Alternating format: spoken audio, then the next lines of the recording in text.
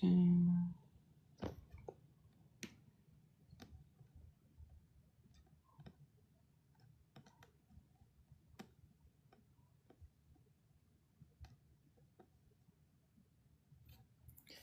Welcome, everyone. Let's get this out there.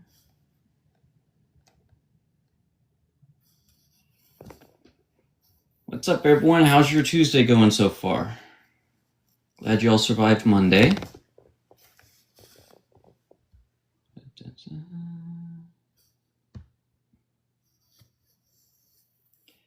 Welcome, Zach.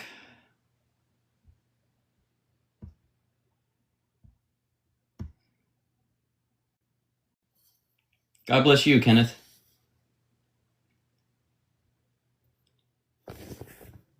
All right. Let's see.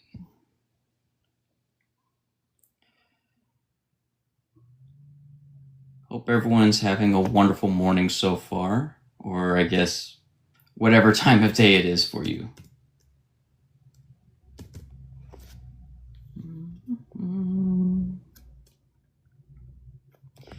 Let's see.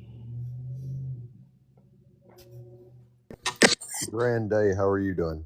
I'm doing all right. How about yourself? I'm doing magical. Thank you for asking. So what brings you up here today? Well, I have a question for people that are self-proclaimed followers of Jesus. Okay. Why is it that if you only have one life to live, Mhm. you give your one life away to a fictional character in a book?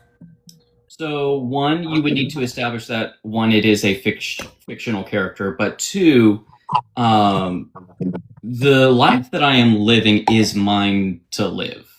Yeah, So, but you gave it away. well, no, but that's what I'm saying. It's mine to live. So even if I was to give it away, in fact, in matrimony and marriage, you are giving your life to your partner. So we see people giving their lives to whatever they want.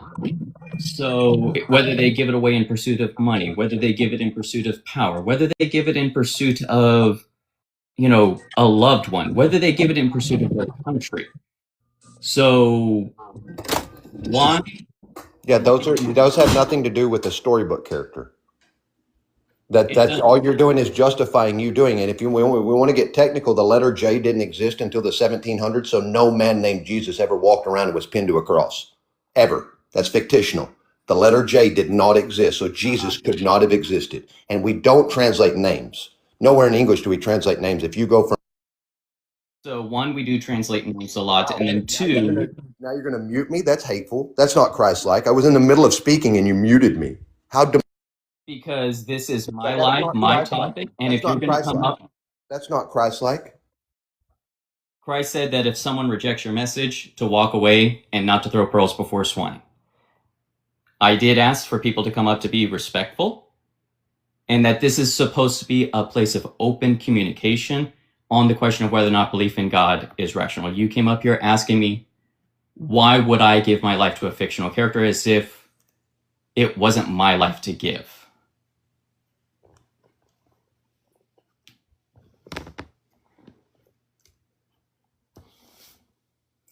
But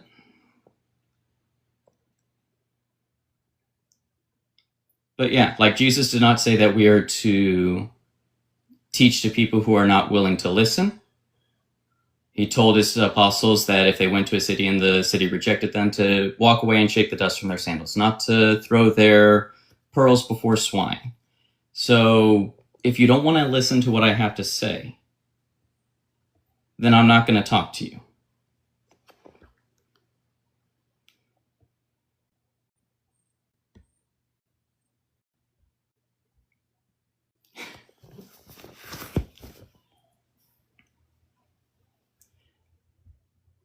But we'll see if we can have someone come up. So Jay Woody, the reason why Catholics say the Hail Mary is one, we don't believe that the saints and those in heaven are dead. As Christ tells the Pharisees and Sadducees, God is not the God of the dead, but of the living.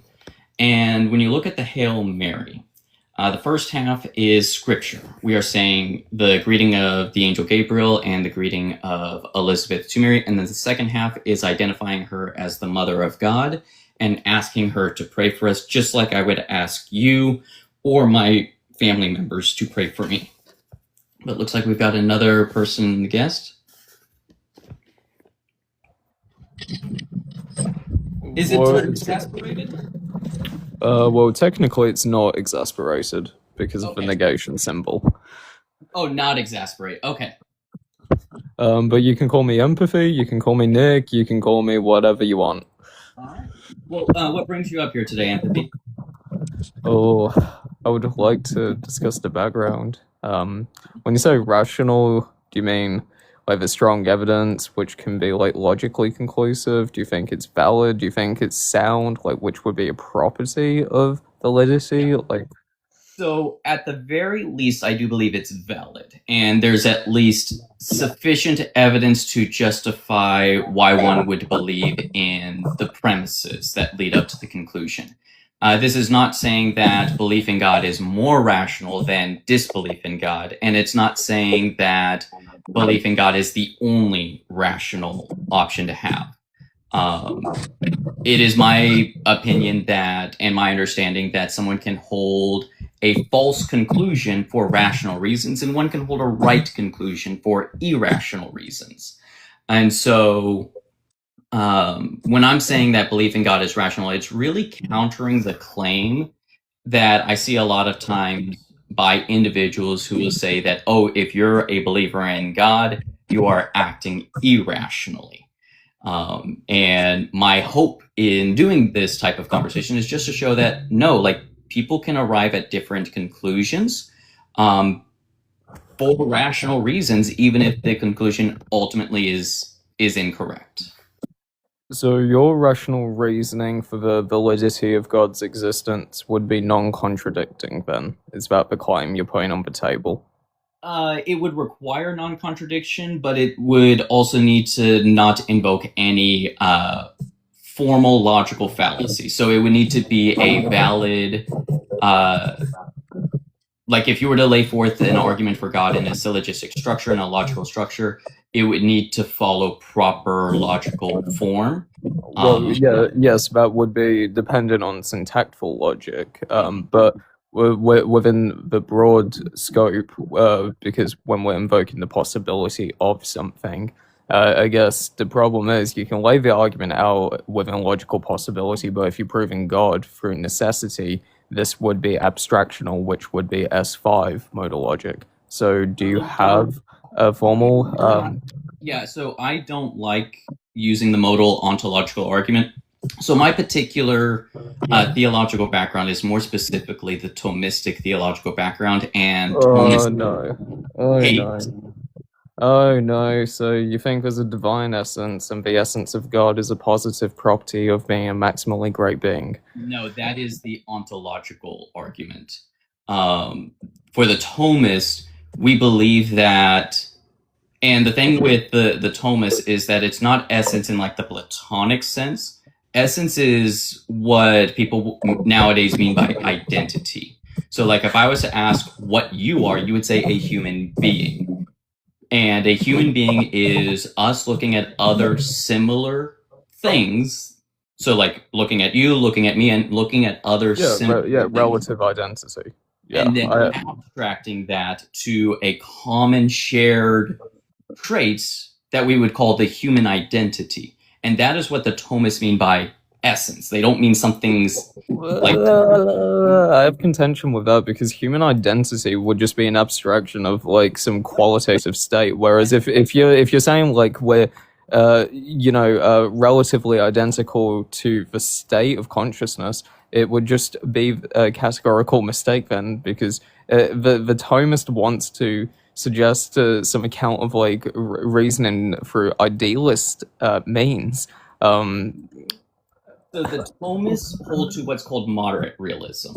So they don't believe that like they don't run tag essentially. Like they don't believe that like yeah. So the thing with the Thomists is that, like you were saying, like that identity and that aspect of it where we're abstracting it, that is exactly how Thomas Aquinas understood what the essence is. It's not this shared universality trait. What differentiates the Thomist from the nominalist is that the nominalist almost wants to say that that shared abstraction is arbitrary, while the Thomist is pointing out that no, that abstraction is still pointing to something real across the different particulars, but those different particulars aren't sharing the same metaphysical essence. It's just an abstract identity. So let's hold you to that real quick. So do you think existence is a predicate? So the argument that I have is designed to work where it's not a predicate for. Okay, so you operate under Portinga's view then? Because you reject Gödel then, if you reject existence to be a predicate. So you don't believe in the mathematical negation of God to be to be axiomatic, as in self-evidential. Yeah, I think, and that's the thing that I was talking about, like why I don't like ontological arguments, is because the nature of God cannot be axiomatic and the nature of God cannot be self-evident. And so the argument that I have presented, and if you're familiar with Unapologetic, I did present this argument, and they pointed out something that I need to work on, because what I'm trying to do is present an argument that accounts for and or works within for anyone, regardless of whatever metaphysical worldview one holds. And they pointed out that there were two particular worldviews that I wasn't accounting for that I need to account for in this argument. But I do present the argument, like I said, on this most recent episode of Unapologetic. I was the last guest, and I also have the full justification for it on my TikTok page that's pinned. But the short version of it is premise one: something has always existed. There exists at least one independent thing. The independent thing has its identity as existence, and there can only be one independent thing. Therefore, there can only be one independent thing that has its identity as existence. Now, I understand that. Wait, sorry. So, premise one: there's always been one thing to exist. Something, whether in singular or plurality, had to always exist. Basically, it's saying that there was never nothing. Wait, so clarifying question: what's your theory of time then? Do you hold to B-block theory? Like, are you a determinist? I am not a determinist, but I do hold to B-block theory. Interesting. Okay. Well, why would you not just run this under like some classical form of like a Neoplatonism or like a monistic idealism, though? So, the reason why I don't run it under classical theism, because if I was to run this under classical theism, I would just point people to Aquinas's book called On Being in Essence. Because I think if you're operating under classical philosophy, whether you're a Platonist, Neoplatonist, or Aristotelian moderate realist, that argument works beautifully. The problem is that a lot of people have moved away from a lot of the language that's used, even if they still hold to, let's say, moderate realism. And what I want to do is try to update the terminology to language that people can accept, whether or not they are, familiar with the classical philosophy and terminology or not. I want this to work for if someone's a nominalist. I want this to work for, regardless of the worldview. I was thinking on the language of the model of possible worlds. And I had this idea, and I know it's probably futile, but I just can't get it out of my head. Why not just run it as, I mean, just to throw out like a quick syllogism. I mean, do a modus tollens real quick, just off the top of my head. The abstraction of God can exist within a mind. Humans are of the rational kind, with a mind present. With a mind being present, God can be true. God is indeterminate of a mind. The mind is not necessary of God. but God is necessary of the mind. Conclusion: God's existence is true through the human perspective. So the reason why, like I said, the reason why I don't like the ontological type of arguments, which is effectively what you were putting forth, is like the only ontological argument that I have found that I actually really and truly loved, while still acknowledge that it doesn't work, is actually Anselm's original argument, and that's because of the way that he defined God. Because I think that's about as close as you can get to defining the nature of God without as a self-evident thing, but it still fails, in my opinion. And he defines it as that which nothing greater can be conceived. And the reason why I like that definition a lot is because it doesn't put God as contained or limited by the human mind. A lot of people will present Anselm's argument as greatest possible thought. But if God is just the greatest possible thought, then that means that he's limited by what one can think of. But if God is that which nothing greater can be conceived, imagine we think of the greatest possible thing we can think of. God can still be greater than that. Now, that already rolls out the Trinitarian view of God, then. So the Trinitarian view of God is something that I have yet to get to in this. And like I said, this is also why, like, if you want to look at like how Thomists think of God, and especially within the classical perspective, look at, Thomas Aquinas' On Being in Essence, not the five ways. The five ways were meant to define God in a way for his theology students who already believe to understand how God would be understood in the text moving forward. But as far as like identifying the nature of God, which is what people are looking for, you need to be looking at something like On Being in Essence, or the argument that I'm currently working on. And so what he arrives at there is that God is a being such that its identity is the same as its existence. And then how that then relates to the Trinitarian Abrahamic God that the Christians believe in, that's a lot more work much further down the road. But at this point in time, I'm just concerned about establishing that there is a foundational grounding of all of reality. My personal understanding of it is that the identity of this foundational grounding of all of reality is existence qua existence. Oh, so that's just nomological harmony. Okay. If you're familiar with nomological harmony. I am not familiar with that term. It's okay. Are you familiar with psychophysical harmony? Have you stumbled across that yet? No, I haven't. Okay, so there's compelling views. Me myself, I'm a deist, but the harmony views are very intuitive because it kind of challenges the epistemic and the metaphysical commitments. So nomological harmony, I'm going to try and say this in a way that does not get you flagged.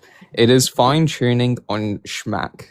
I'm sure you can pick up on what I'm saying from there, but it's establishing principles and laws on the nature of reality itself outside of God's nature, and it sort of wants to suggest there's a single and a secondary sort of like pedigree, like, ruling.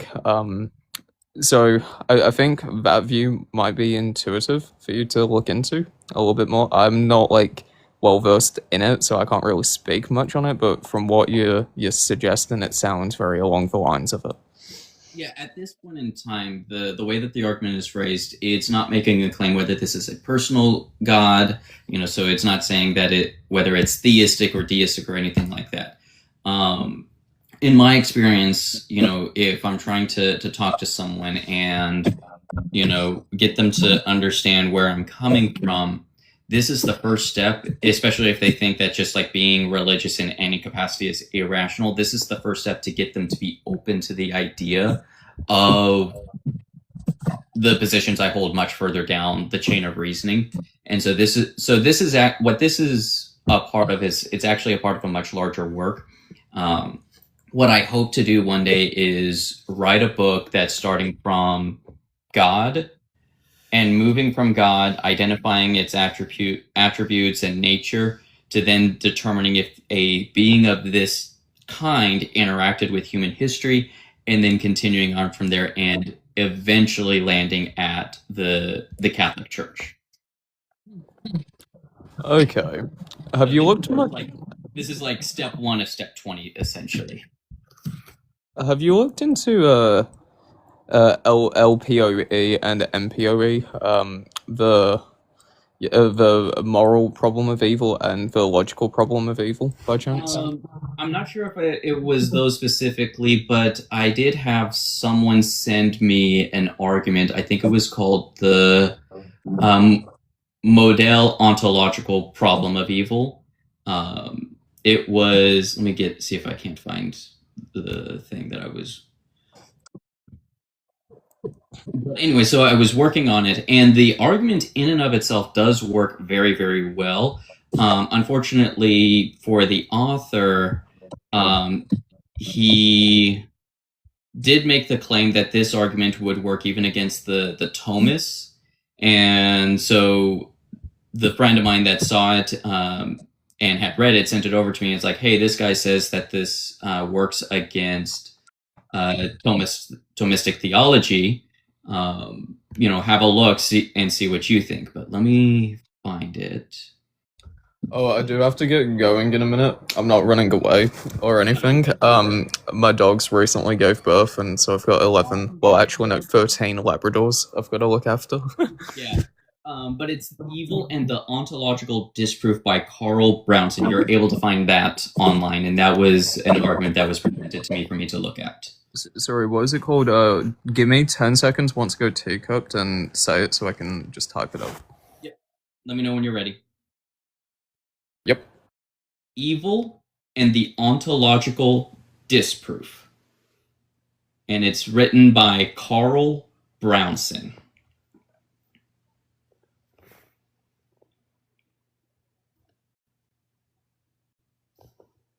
Oh, it gets into omnipotency, which I hate.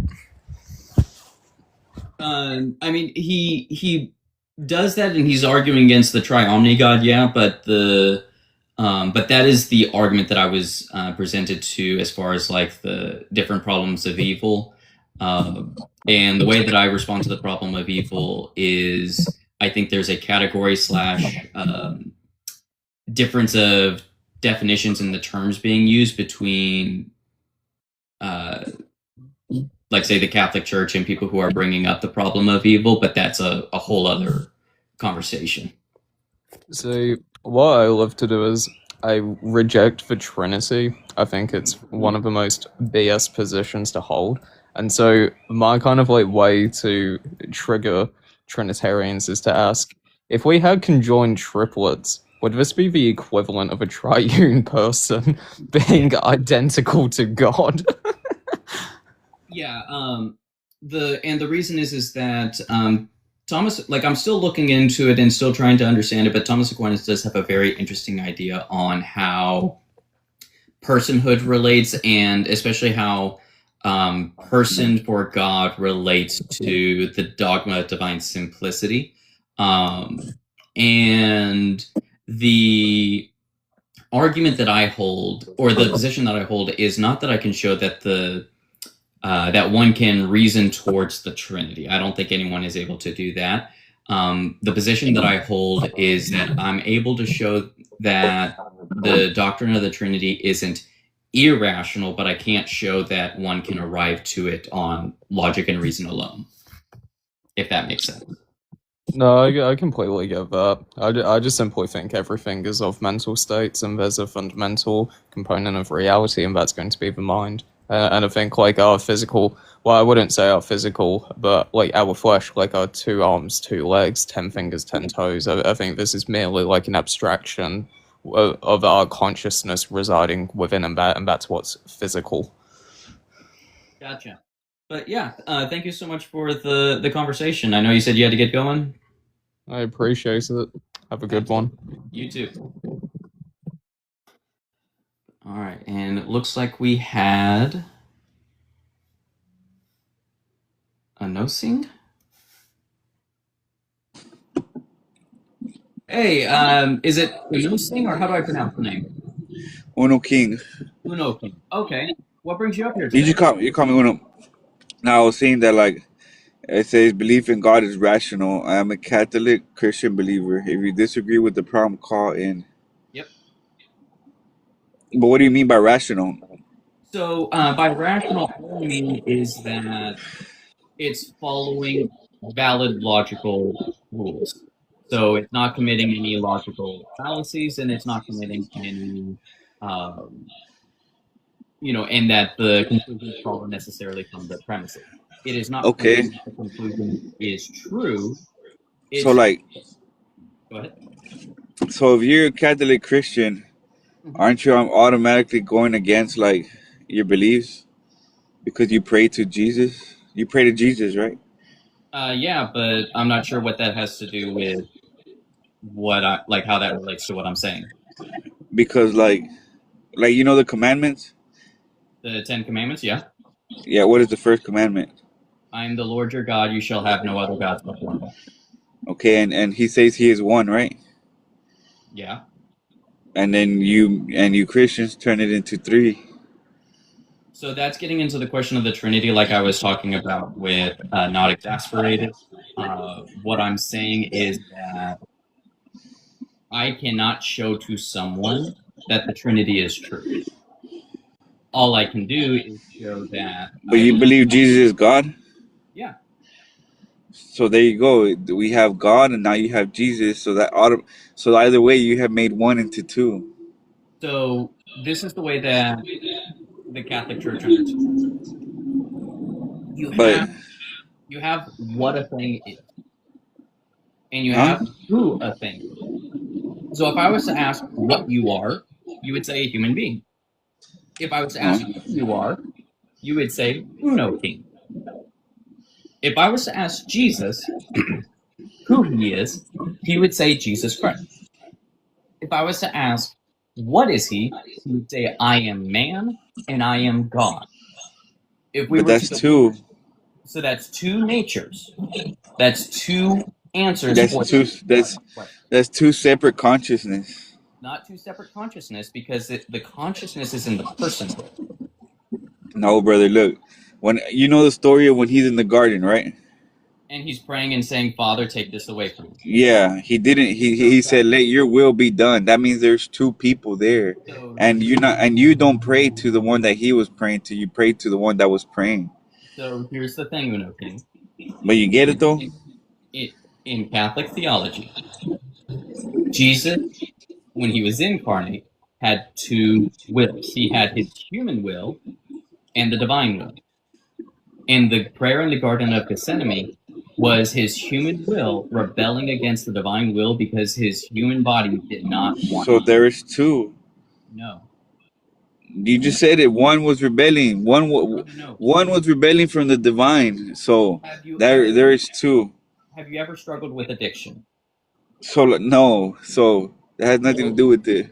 Well, no, it does, because if your physical body is addicted to a substance and you don't want to take that substance, your human body is rebelling against your intellect, your will, your desire. Does that mean that now you're two? That's a terrible analogy, but what's it How is called? that a terrible analogy? That doesn't make sense. That's your logic right there. Because your body No, is it's not. the person's will. Okay. That means that it's So, but hold on. But look at this. If Jesus was praying to the Father, right? Then where is the Holy Spirit in all of this? Where is the third one that you all believe in? So the Holy Spirit is the Paraclete, the one that Jesus said he would send afterwards. I don't know. I think you guys are so twisted and lost in your guys' like belief that like you just guys create and create and create. You get me? I mean, and that's fine. The but- prompt isn't but- about belief in the Christian God is rational. The prompt is that belief in God is Yeah, rational. that's what I'm saying. But you praying to Jesus. So do you really believe in God? I believe that Jesus is that God, but the question of the prompt is about God, the God question itself, not. Okay, so how could you believe that your God died for 3 days? I mean, that's not what the Like Bible's about. my God, but no, but I'm trying to, but that's what I'm saying. How could you? It's belief in God is rational, right? So where do you get that your God could die for 3 days? Again, So that's you not what the always prompt's about. The prompt is only about the belief in God. If you agree that belief in God is rational, then great. You don't disagree with the prompt. The prompt is not about belief in the Catholic God. The prompt is about God.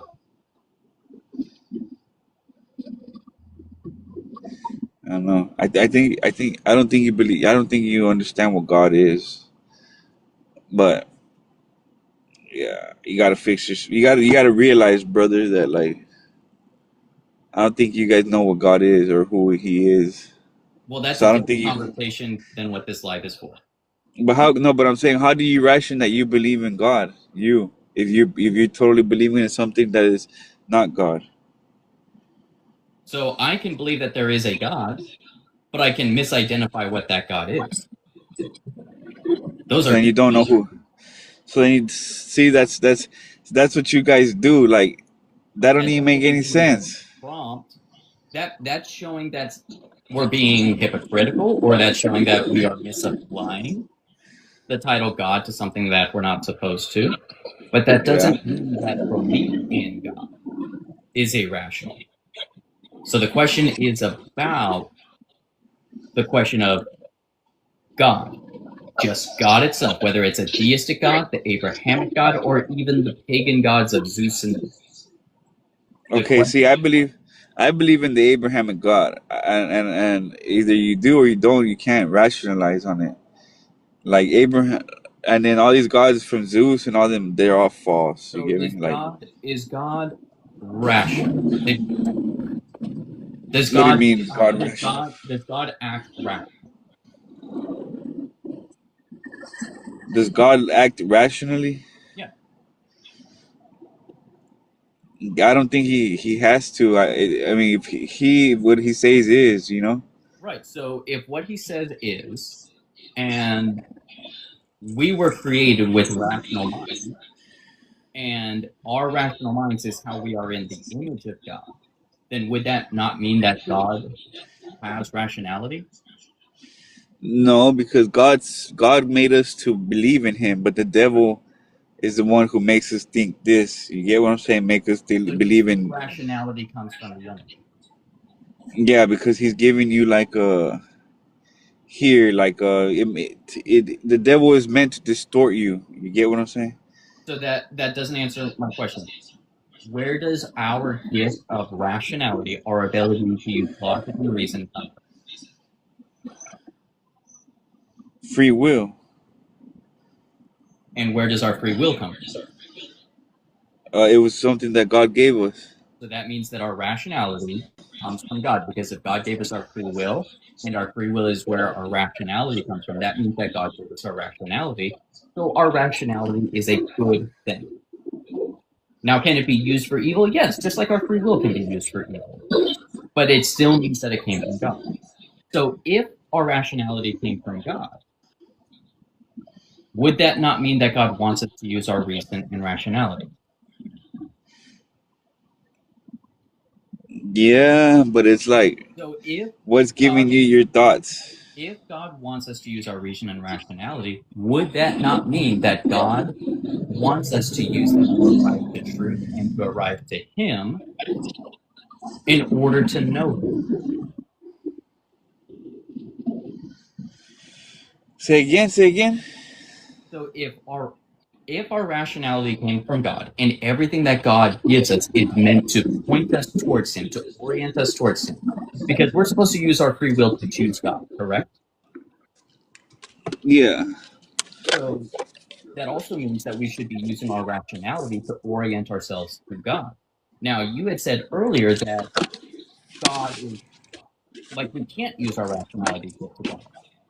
But if that's the case, then why would God give us something that can't lead us to Him in order to just continue? Because it comes down to free will. Like But like it I is said, our it's you said free we are will. supposed to. we are supposed to find him and believe that he is only one. You get me? But So you guys fell into the trap and made him a triune God. the question of the Trinity is not at stake here. Huh?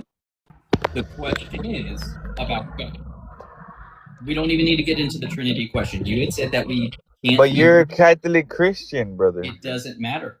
My Catholic faith is not what's the topic of the live. The topic of the live is about the question It says, but I'm going off of what your beliefs. It says, I am a Catholic Christian. Yes. So your God is a triune God. No, not for the prompt. What does that even mean, bro? I'm going off of your beliefs. It doesn't matter. My beliefs is like the reason why I am a Catholic Christian believer is to introduce myself. So do you see how you guys are like you guys are, how do I say, you guys are confusion, you know what I mean? You guys are confusing, like So what? But that's what the devil was meant to come and do, to confuse.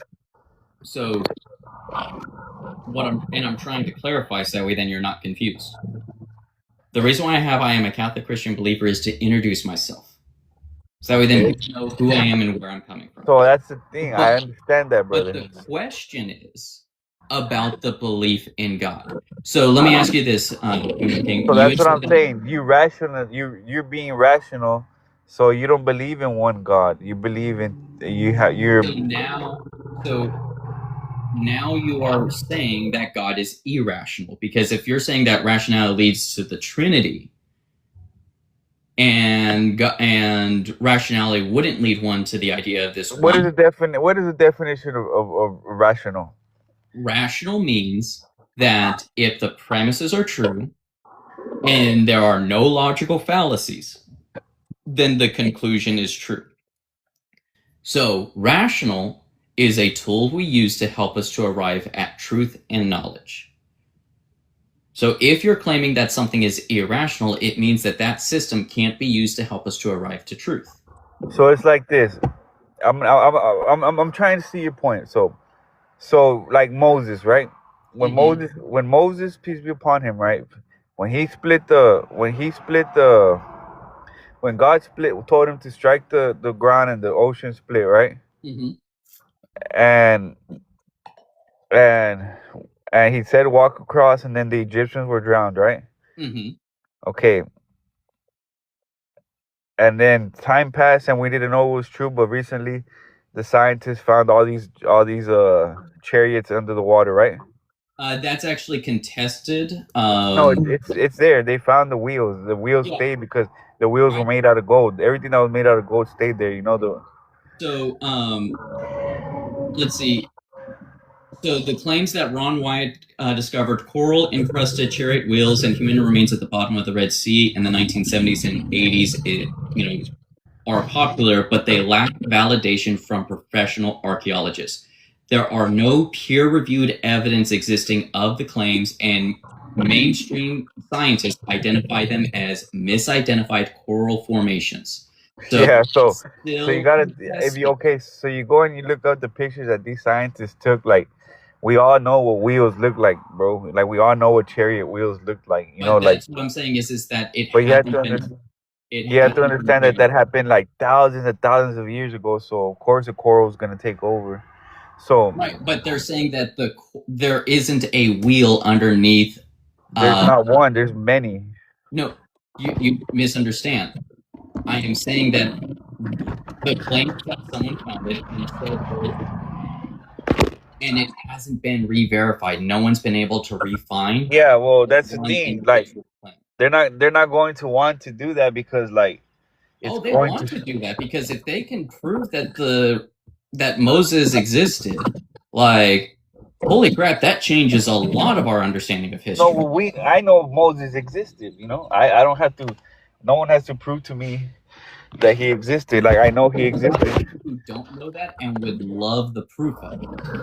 They would love the proof of the parting of the Red Sea. They would love to have these different things.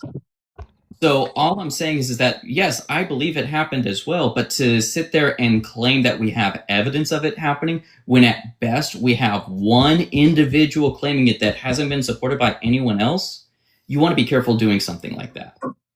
No, well, I believe it. I seen the pictures that they took, and I know it's true.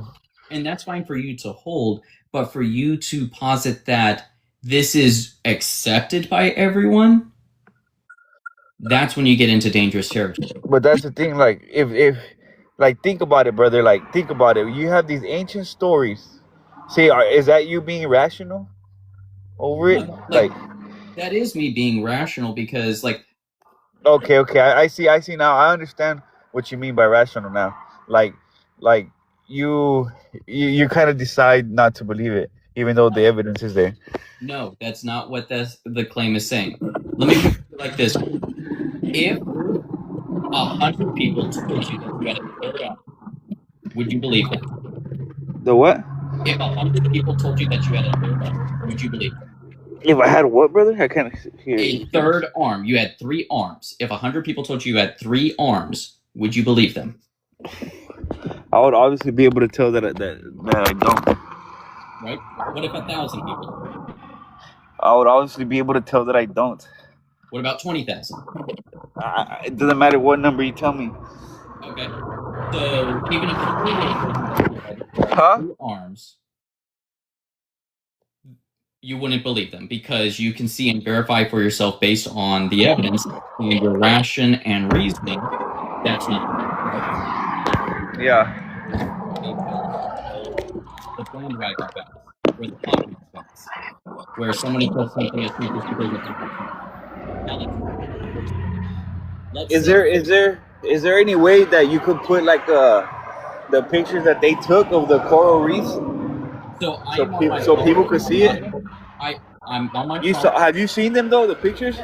I've seen them. In fact, I literally got it pulled up as I was reading to you what the sources were saying.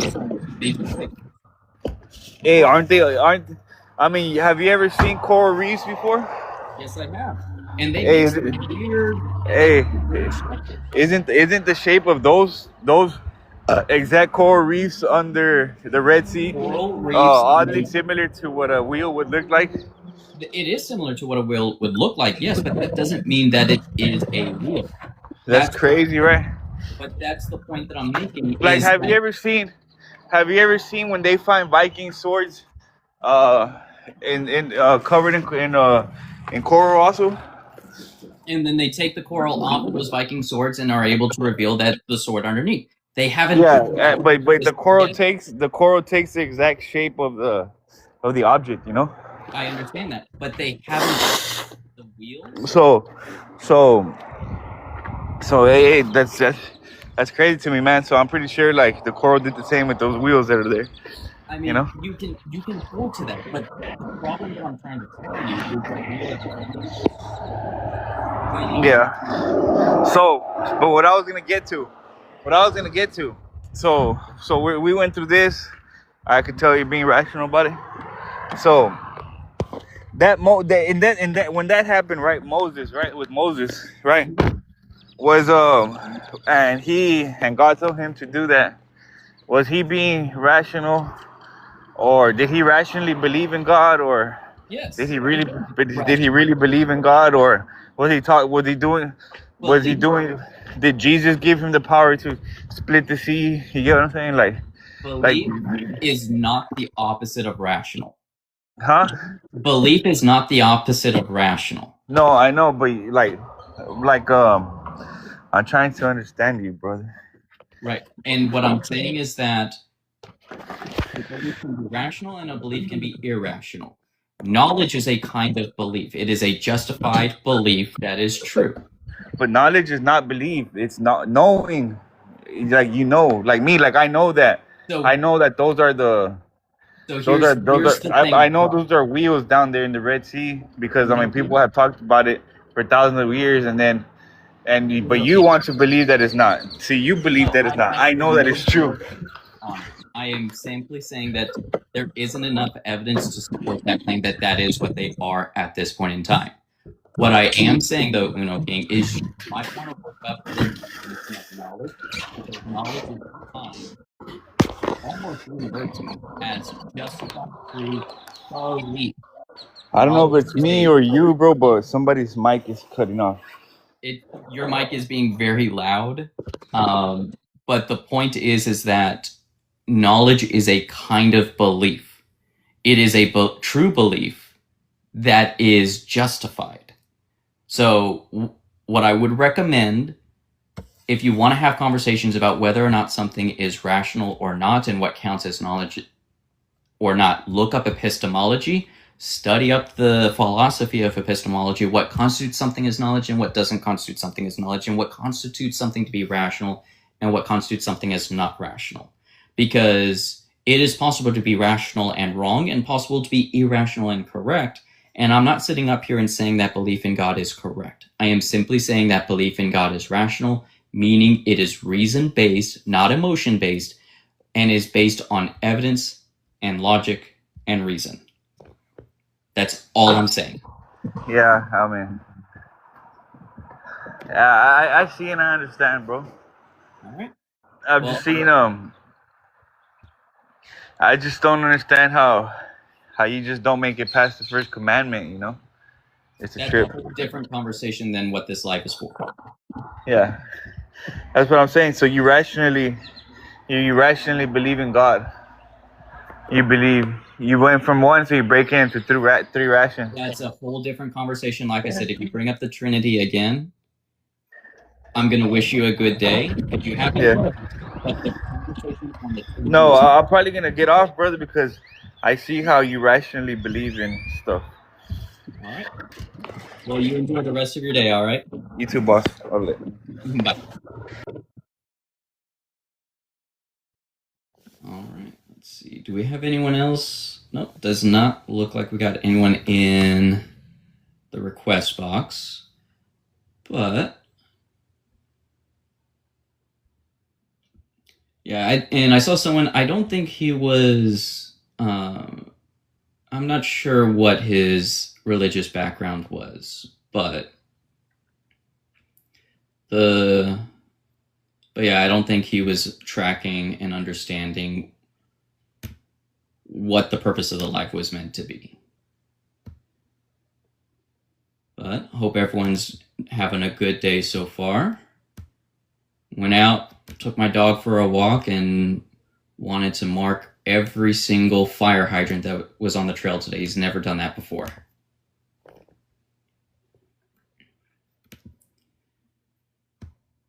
Thank you everyone for the likes. Already at 1.6. Thanks so much, everyone. But no, I'm enjoying doing stuff like this. Like, my whole purpose of doing something like this is not to convince anyone of anything. So the reason why it's possible for Catholics to be Christian is Christian simply means follower of Christ. In a very, very broad sense, they are an individual who is baptized, who professes at least the Apostolic Creed, and professes in Jesus Christ as Lord and Savior. Catholicism is, people call it a denomination.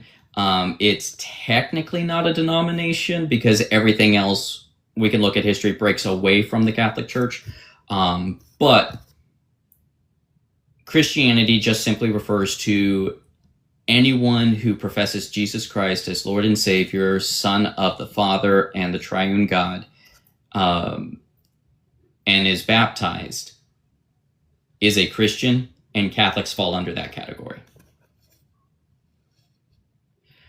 What makes Catholicism the right faith? The terminology that I would use there is that Catholicism is the one that has the fullness of truth.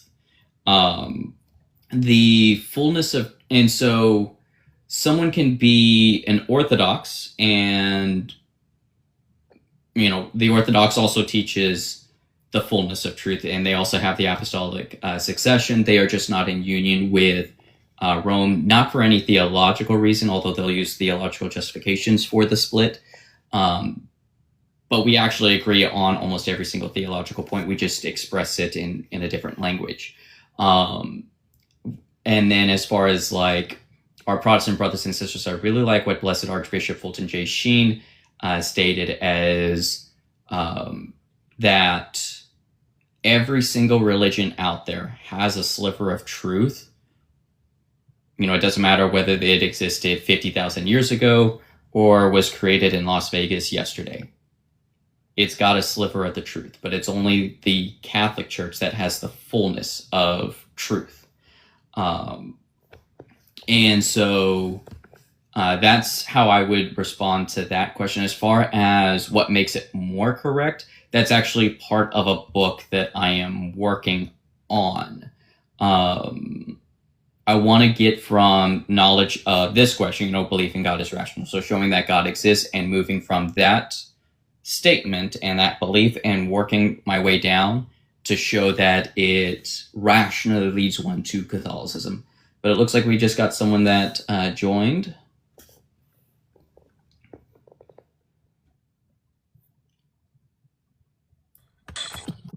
Hey, what's up? Hi, I'm good. And you?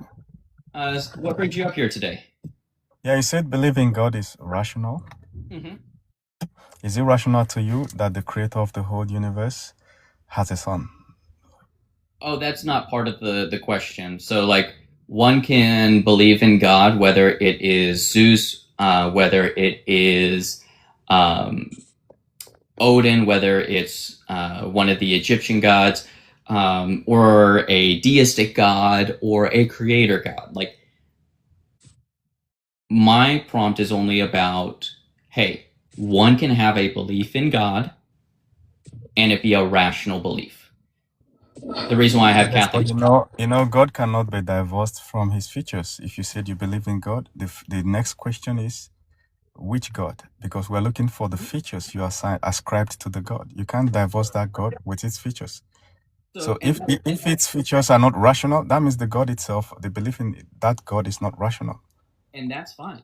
So the way that the conversation goes is, okay, so first off, what is the God that's being believed in? The God that I believe in and that the Catholic Church believes in is the foundational ontological grounding of all of reality, whose identity is its existence. Now, the church then continues further on from there, sure, but that statement, foundational ontological grounding of all reality, whose identity is existence, that's the God I'm talking about. Now, if someone wants to... Can you justify that all things, all reality has a foundation, a grounding somewhere else, apart from reality itself? So, yeah.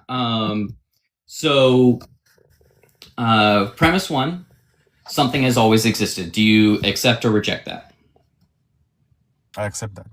Okay. Premise two, there exists at least one independent thing. Do you accept or reject that? Yes, example me. Wait, independent of what? Of anything else. Like, No. It doesn't require anything else in order for it to exist. No. Everything exists. Everything depends on something. Okay. So the justification for that is there's two ways something can exist. Something can either be dependent, which is what you're claiming everything is, or something can be not dependent, the negation of that. Do you agree that those are the only two ways a thing can exist? I don't believe the negation is possible because we don't have any example of that. That's fine. Okay. You can believe that there isn't the negation existing, but it's still a metaphysical possibility, even if it doesn't actually exist. I get you. So, your claim is that, and because we can see that there are dependent things, we know that not everything is independent, so we can ignore that dilemma. So your claim is that everything is dependent, correct? Yes. Okay, so if everything is dependent, that means that everything requires an external explanation, correct? Of itself? That's external of itself, yeah. Yeah. Okay, so if everything is dependent and requires an external explanation itself, then that would mean that the sum total of all things is also dependent, correct? Yes. So that means that the sum total of all things also requires an external explanation, correct? Yes. Now, if that external explanation also requires an explanation because it's dependent, then we need another thing to explain that external explanation, correct? Yes, that's consistent with our reality. Yes. Well, no. I am saying take the entire universe and you're saying in order to can be consistent with the claim that everything is dependent, the entire universe in and of itself is dependent on something else outside of space and time. Yeah. We're making this projection based on what we have observed within the universe. Okay. So you are saying that the entire universe is dependent on something outside of space and time, outside of the universe, correct? Outside is not possible because outside is a function of the universe. So now you are saying that the universe is independent. No, you're not able to frame your question well. I'm just correcting you. No. Outside, wait. Outside is a point in space. Space is a function of the universe. So you have to describe what you're saying well. You're stuck. No. What I am saying is not outside in the sense of space, but outside as in not a part of its being. So is the universe dependent on anything outside of itself in order for it to exist? Yeah, the word outside points to a location in space. I'm not using it in that way. But there's no other way to use outside without space. Outside is referring to a location. So I'm talking about ontology. Yeah, but you're stuck. You're stuck. No. You're making stacking up too many assumptions, but you're stuck here. I was waiting for you to get here. No. You're not listening to me. Can something be outside of the universe? That's what you're trying to say. No. So you're saying, okay, let me put it to you like this. Are you saying that there is nothing outside of the universe? Yeah, because outside refers to space. Space is inside the universe. It's the universe. So, thank you. You agree then that the universe is independent? No, it's eternal. Yeah.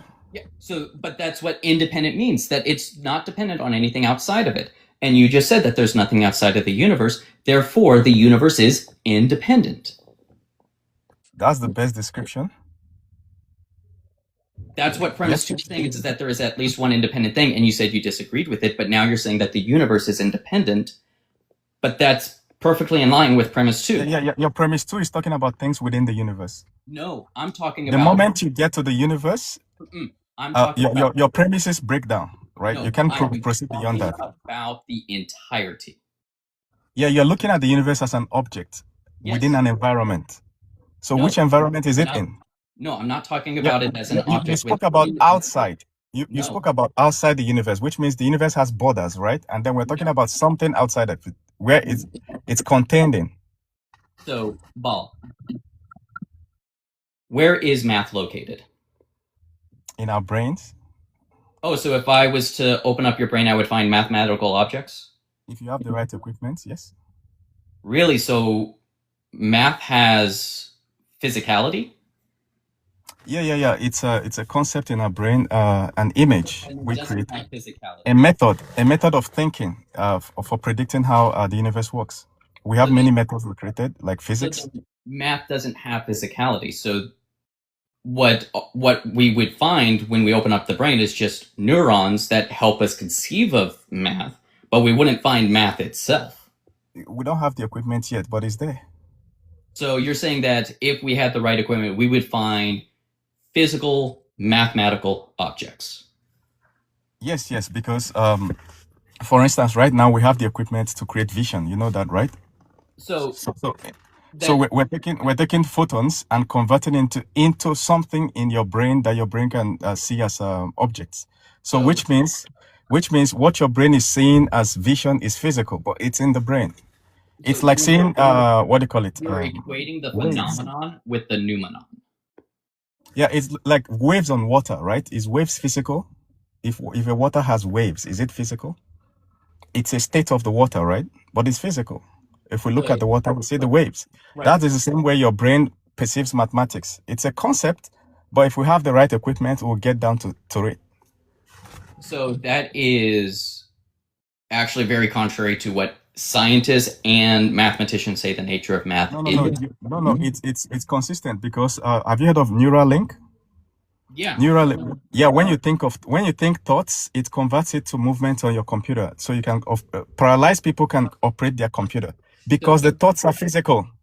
So no, what's physical is the chemical reactions happening in the brain, not the thought itself. Yeah, the thought is what is translated to your mouse moving. It's physical. It's not a spiritual. It's not an imaginary stuff. It's physical in your brain. I'm not talking about spirituality. Like you're equating thought with chemistry. Like the thought is an emergent property, and consciousness is an emergent property of the physicality, but it's not the physicality. It is because we can alter your thoughts using like drugs. Certain drugs can alter your perception because it's physical. It's tied to and it's an emergent property of it, but it's not the same thing. Otherwise, you would have to say, based on your argument and your definition of consciousness and logic and reasoning and everything else, that plants have a mind. Yes, they have. They can walk. You know, some plants can walk 20 meters per year. They can walk away from danger. So they have a mind. Yeah. They have a mind. Okay, so that is actually blatantly false by every scientific understanding of it. You keep calling scientific, but you're going against science. You can't be against science. It's proven. Some plants walk away from danger. Yeah. This is basic irritability. You need a mind to be able to run away from danger. I didn't deny that plants move and walk away from danger. That means they're thinking. They have a thought process, right? It's purely mechanical responses to stimuli, not a conscious decision. No. Do stones run away from danger? Rocks, do they run? No, but they can receive stimuli. But plants can receive it, interpret it, and run. They can even talk to their cousins. You know that? Yes. If you have a group of trees and one of the trees being cut, yeah, the tree talks to the cousins. You know. Call that a mind. Science doesn't call that conscious. No, they are fully conscious to their own degree. Okay, and they have a mind. Tell me a scientific journal that says that plants are conscious. No, what is consciousness? Let's start with that. Well, you're the one that said that science says that plants are conscious. Consciousness is is an inherent property of living things. Not all living things are conscious, because they can lose consciousness. Not all living things are conscious. Yeah, they can lose the consciousness, but it's an inherent property. Every species is conscious, but a conscious being can lose its consciousness. Show me the scientific article that says that plants are conscious and that plants have a mind. Do you need scientific articles to think? What is a mind? A mind is something that processes information properly. They claim that this is science and that this is scientific. So the way that science and scientific statements work is that they are published in a peer-reviewed journal. And so if you're saying that this is what science and scientists claim and state, you need to show me where that article is so that way I can see it. Once I see it, then I can adjust my position. So where is that scientific article? So, yeah, we're going to take it step by step. First of all, we'll define consciousness. Okay? No, we're going to define it. This is a scientific discussion. So calm down. I'm not running, I'm here. So consciousness first. No, I don't need you to take me step by step. You said that this was a scientific... We have to define the parameters. We have to, and then we'll check whether plants fulfill it. We're using our brain here. No. And I have scientific... Paul, you said this was a scientific claim. Show me the scientific article. Yes, we're starting with scientific definition of consciousness, okay? No. Because we want to know if plants are conscious, right? No. You can't say no. You can't say no to science. No. I am saying no to you. You said this is what science claims. Prove it. And you said I should back it up. Now leave me to back it up, okay? Don't interrupt my answer. Not to leave me to back it up. No, I said not to back it up. I don't need you to give me an argument for it. I asked you to provide me with the scientific article and journal that says that plants have a mind. Yeah, we have to. I'll provide you that, but we have to define consciousness so everybody's on the same page. I don't need you to give me a definition. Provide it to me. No justification, just provide me the article. Yeah, why won't you listen to the definition of consciousness? Because I Because don't it's think you were on the wait, same page. We're talking about it's consciousness in provided different in the ways. article. The definition will be provided in the article.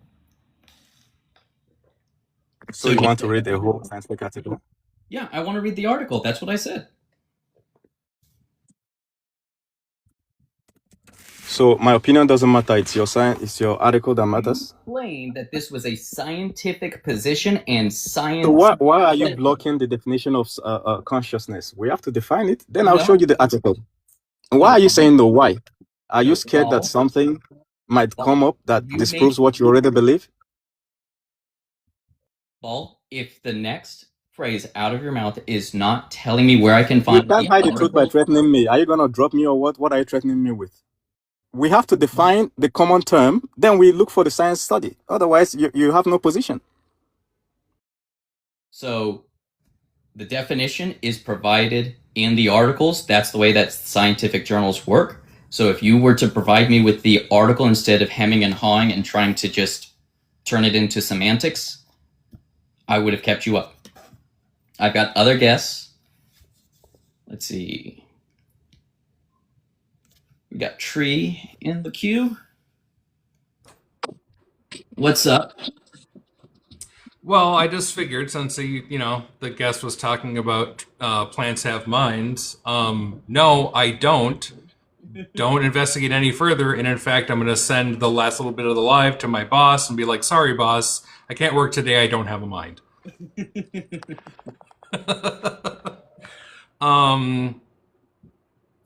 Yeah, no, that was mostly it. I just had a little break between work meetings today, and it happened to coincide with a look at the trees argument.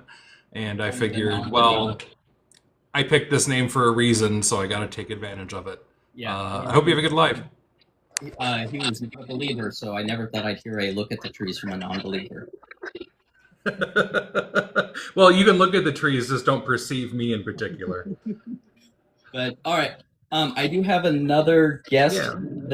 I got to get running. Have a good life. Nope, it looks like they just dropped. So if you want to hang out here until someone else shows up, that's perfectly fine. But I was not expecting a look at the trees argument for a non-believer. But all right, let's see. Actually, there is Lillian. So I did see this. I haven't looked too much, but apparently there are reports of trees or at least plants moving in some capacity, not very fast. But let me see.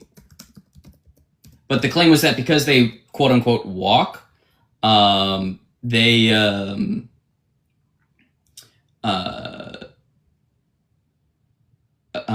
because they walk, it means that they have a mind. Okay, so yeah, walking trees, or Socrata exorsia, are a palm species found in Latin America rainforests that appear to walk. They achieve this process by growing new stilt roots towards the sunlight while old ones die. This adaptation allows them to move a few centimeters daily, up to 20 meters a year, to escape shade or stabilize in shifting soil, often appearing on legs. So yeah, I did know that like quote unquote walking trees exist, but the guest was trying to say that because they walk, that means that they have a mind.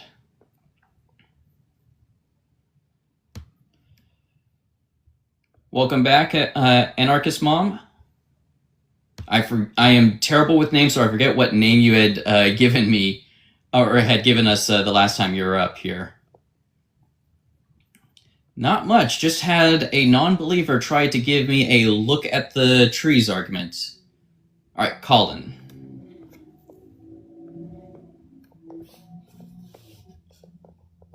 But yeah, never thought I'd hear a look at the trees from a non-believer.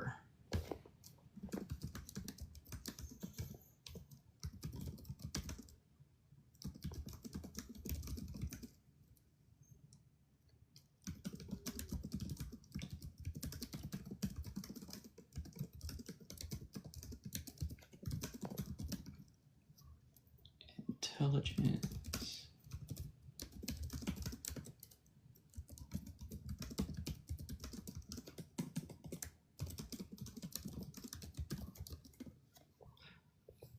But yeah, that was definitely an interesting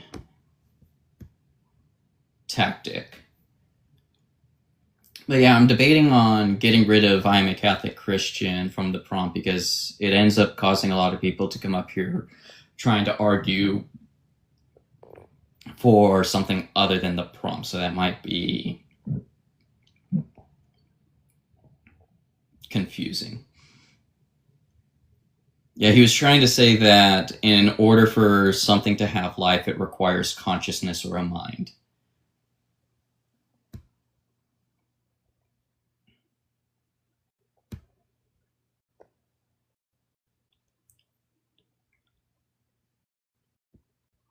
Yep. And then he claimed that that was the scientific understanding. And I asked him for the scientific paper, and he wanted to just talk to me on a definition for consciousness and was mad that I wouldn't just accept his word for it.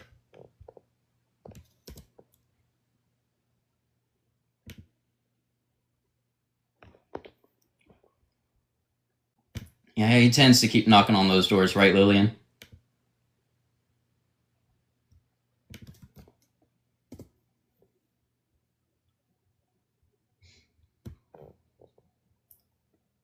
But so you don't have any guess in the box just yet, but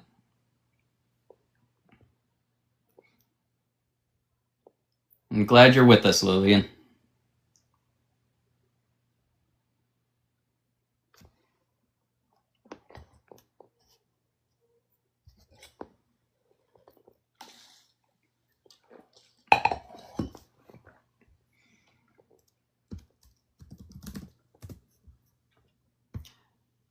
All right.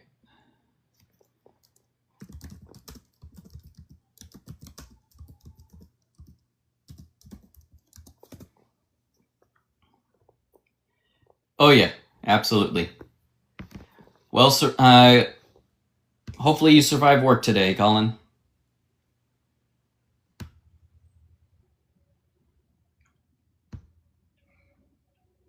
Oops, looks like we got... What's up, Not Nick? Hey, how's it going? Going all right. What brings you up here today? I just I don't know. Belief in God, from my perspective, Mhm. like just with everything I know, doesn't seem. It's not the conclusion I come to. If you're talking about a specific God, like I don't know if you believe in the God of the Bible.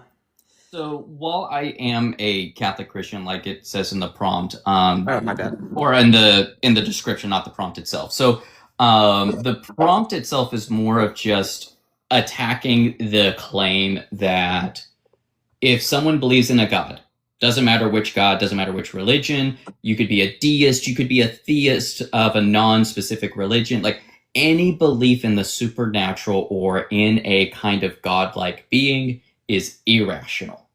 So I'm just attacking that specific philosophical claim of, you know, it doesn't matter what type of God you believe in, that belief is always irrational. My position is that just like how you can have a rational reason to a wrong conclusion. For example, are you aware that right now science does not have an answer as to whether or not the past is infinite or has a temporal beginning? Yeah. Okay. But I'm sure you're also aware that there are scientists who hold to one or the other, correct? Yeah. Okay. No, I So- agree. You can be rational and be wrong. Yeah. So that's basically all I'm saying. It's like, even if the God belief is ultimately discovered to be wrong, at this point in time, it doesn't seem like it's definitively put forth as false. So it can be rational to hold to a God belief depending on how one arrives at that belief. Yeah, sure. And I'll jump on board with you when it comes to very high level, like abstract deism. You know, you hear guys, I'm not deep in it or anything, but you hear them make arguments about, just things like logic and things that require a mind to be true and they'd be true even if there's no humans, therefore the universe comes from a mind, stuff like that. Like, I don't see any obvious holes in it. It almost sounds sort of convincing when I hear it, and I'm like, I can put all that to the side and say fine. What I will say is what you're talking about is the transcendental argument for God, and it is the argument I hate the most. Okay. Because, like you said, it's meant to sound good and convincing, but it's really meant to confuse people. Yeah, and it succeeds in its goal. But anyway, yeah, I'll hear stuff like that, and I don't jump out of my chair or even disagree necessarily. It's the part that I find irrational is any claim that there's been some human on Earth that has some direct connection with this thing, and then we start describing this thing we call God based off these accounts of first century people. I just don't know why it seems irrational to me to put any real stock into those accounts or to center your life around what these people were saying, just because we just know the all too human origins of these books and the time that, elapsed between the events in them and when they were written about, and all the different,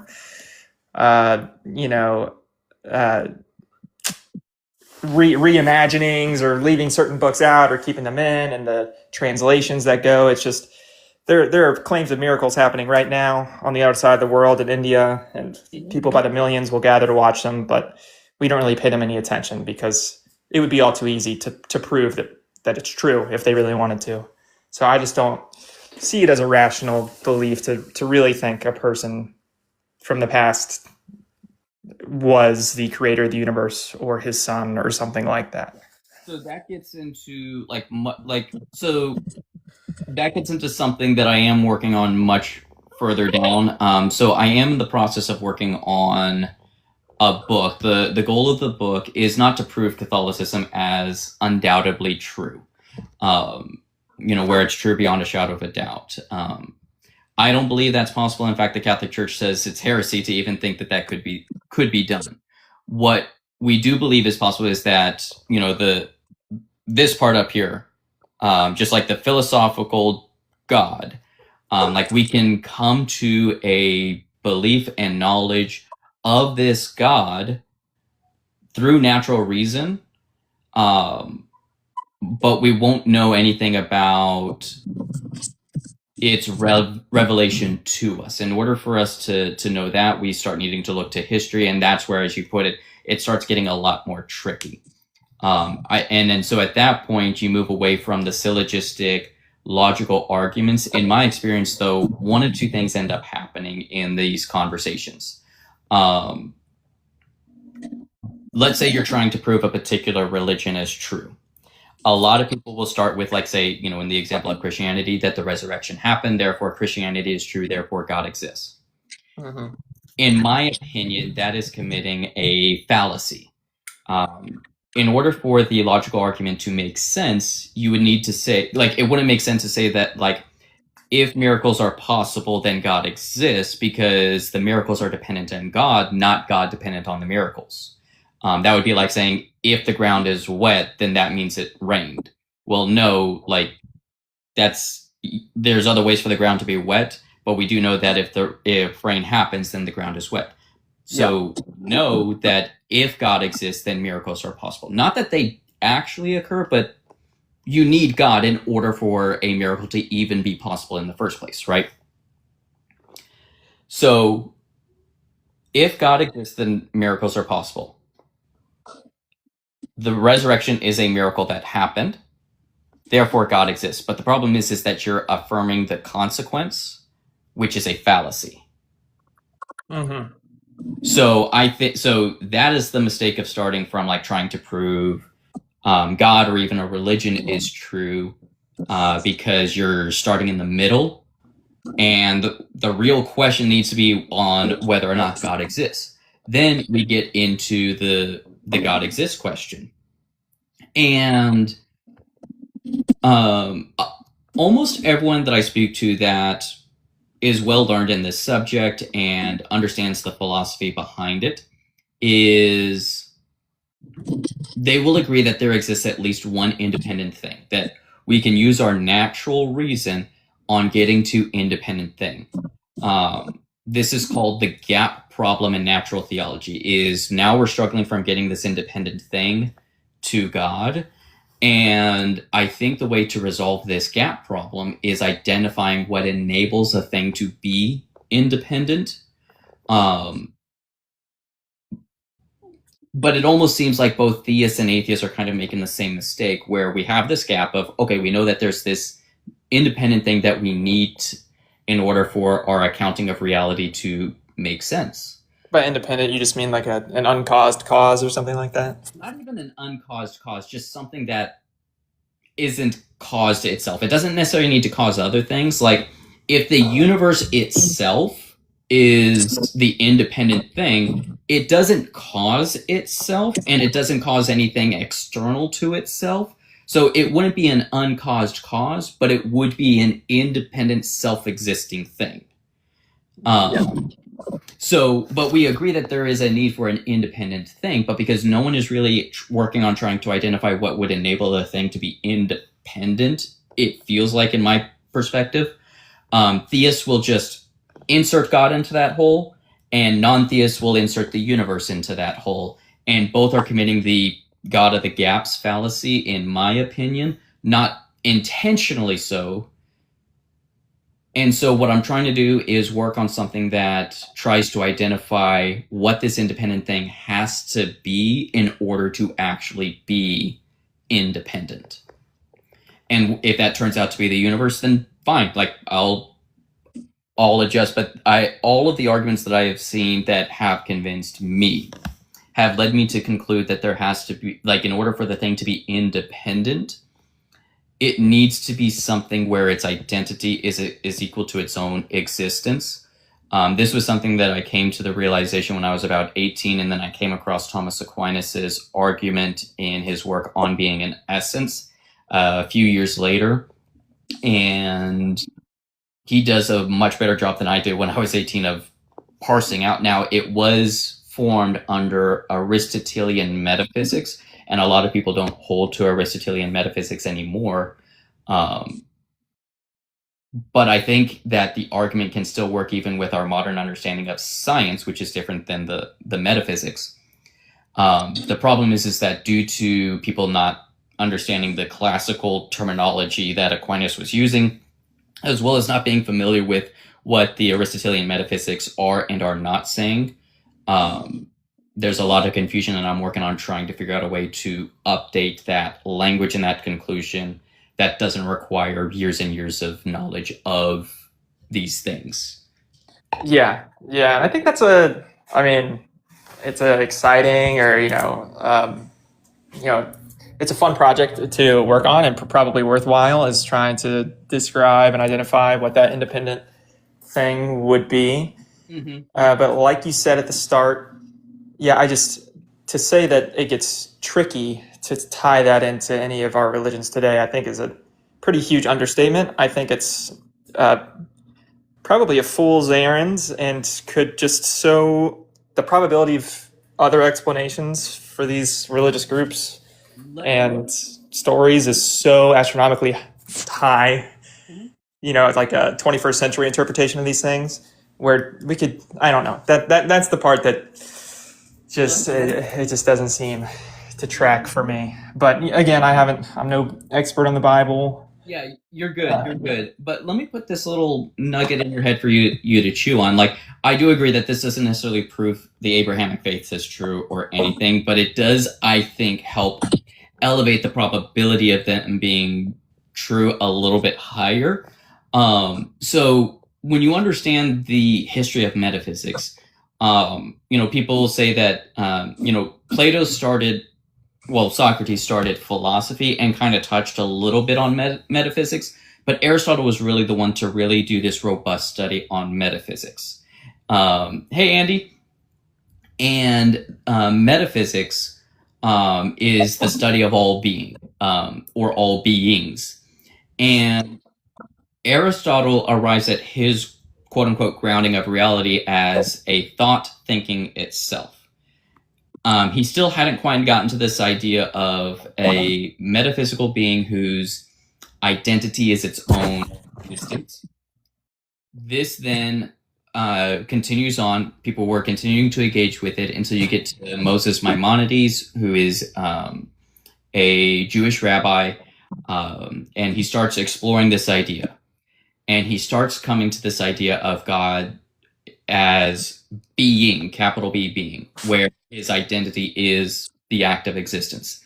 And this continues on until you finally get to Thomas Aquinas, who formalizes and finalizes this idea of God as pure existence, pure act, and pure being, who is divinely simple. So you have from Aristotle, who all the way to Thomas Aquinas, and I think it was like 1400 to 1500 years of philosophical thought before you have that finalized. But let's say even just the idea of the thought thinking itself is enough to get someone, upon first hearing it, to this idea of a being whose identity is its own existence.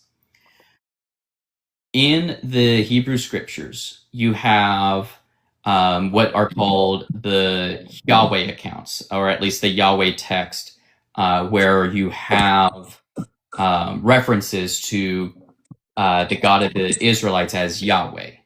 And those texts are dated to around, I want to say, 300 to 400 BC, which is, from what I was looking at, about 200 years or so before Socrates was born, and still about 100 or so years before Alexander the Great went on his conquest to conquer the known world, where you would have had the spread of Aristotle and his ideas. And in the Israeli text of that segments that I'm talking about, you have God being referred to as I am that I am.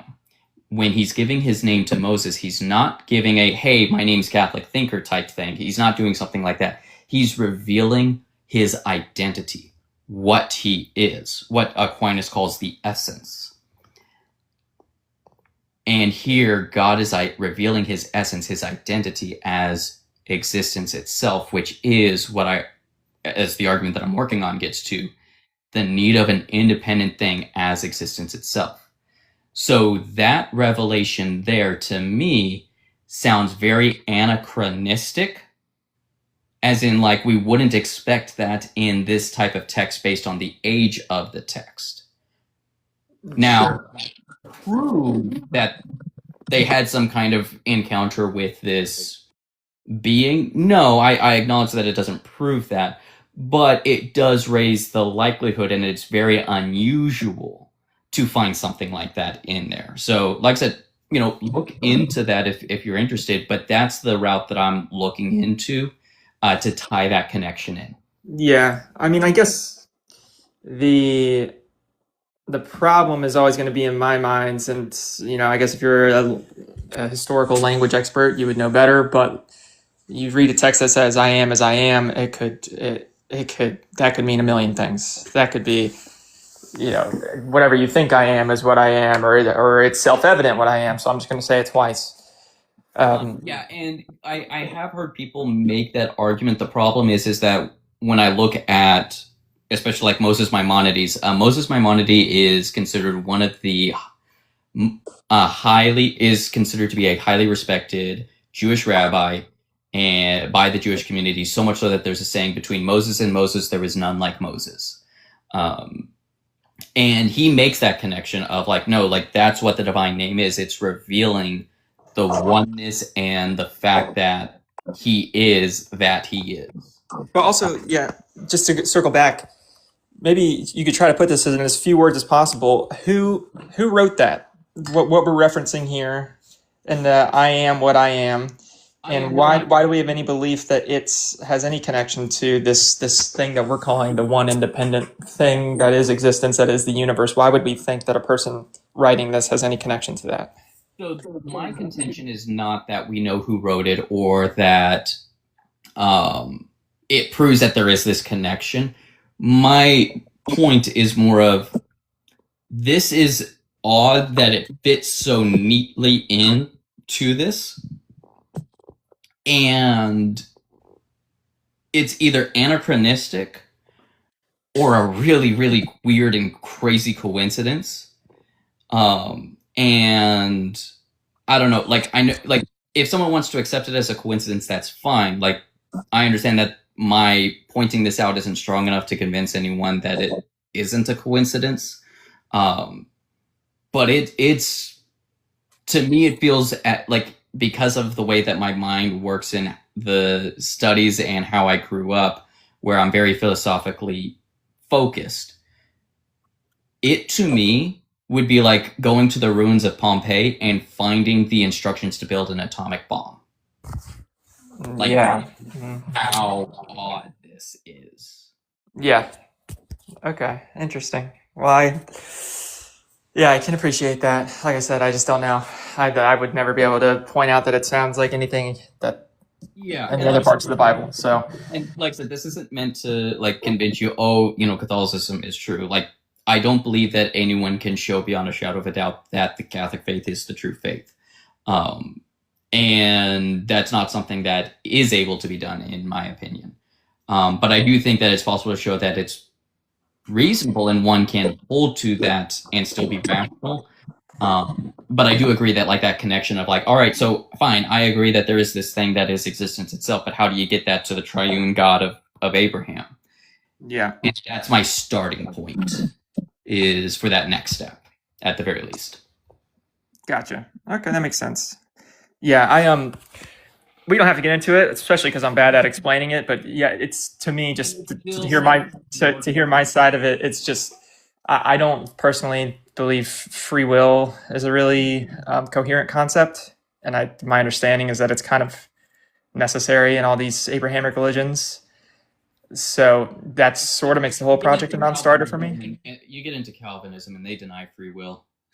Yeah, I saw a guy on here earlier today, and I was full on like good faith trying to understand him, but I swear he was just talking out of both sides of his mouth every time he opened his mouth about how everything is predestined, but we still make the choice. I can't. It's like 1 + 1 = 4 to my ear. But but no, like right now, like where I'm at on the book is like I have the skeleton already written out, so I know how I want to go down that path. Right now I'm working on the argument for God, and I know how I want it to go, and I've already got like what I think is a very strong version. What I'm trying to do is have it so that way then, like I said, you don't need philosophical background, you don't need to understand complex terminology or anything like that. And I'm also trying to, and this is the most ambitious part of it, to work regardless of worldview that someone is in.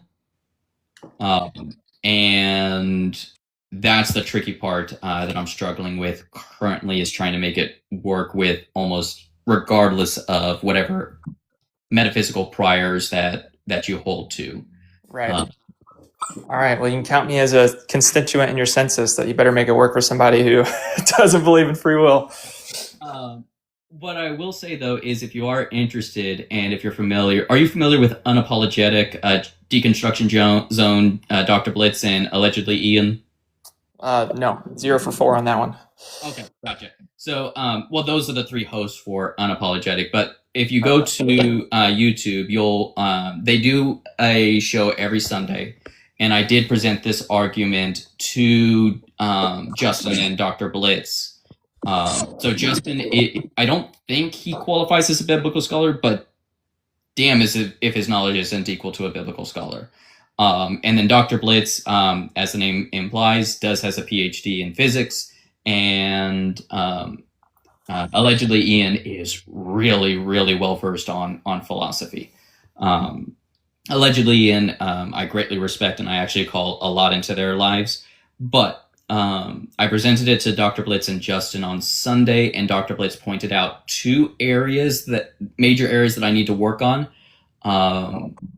But if you're interested in hearing the whole argument and hearing their breakdown of it, I would greatly recommend checking that out. I am the very last guest on.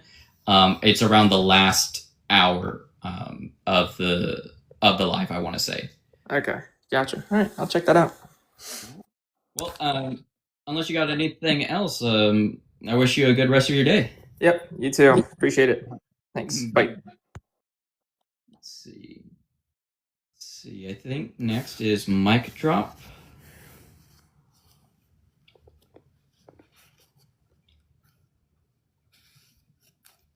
Looks like he's trying to join.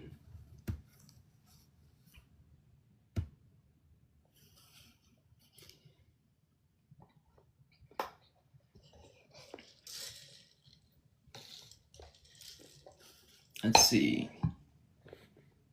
Looks like a connection issue because I can see him trying to join.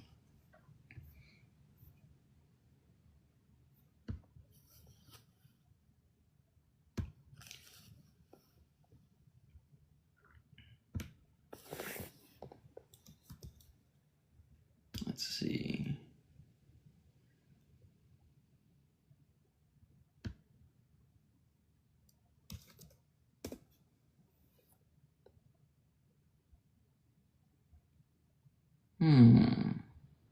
Yeah, it looks like he had a bad connection. But,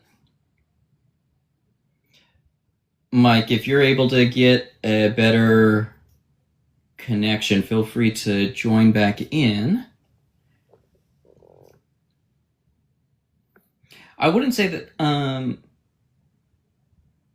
yeah, Chad, so I think it's rational for, like, one can disbelieve for rational reasons just as one can believe for rational reasons. I don't necessarily agree with the statement that it's irrational to disbelieve, because if someone's evidence isn't strong enough for them, or it could be the case that they have what Aquinas calls invincible ignorance, then they're not being irrational. There's something that's preventing them from making that jump, and they're still acting rationally. All right. Yeah, I wasn't sure if it was like a typo or something else. I didn't know if you meant to say irrational or rational, because I often find a lot of people saying that only one side can be rational, which I disagree with. All right. Let's see. I don't have anyone else in the box. But yeah. If anyone feels like believing in God is irrational, feel free to come on up.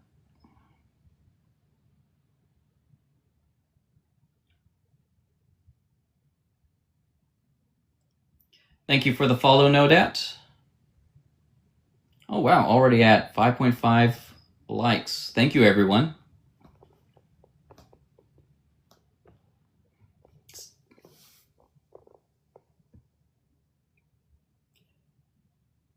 Let's see.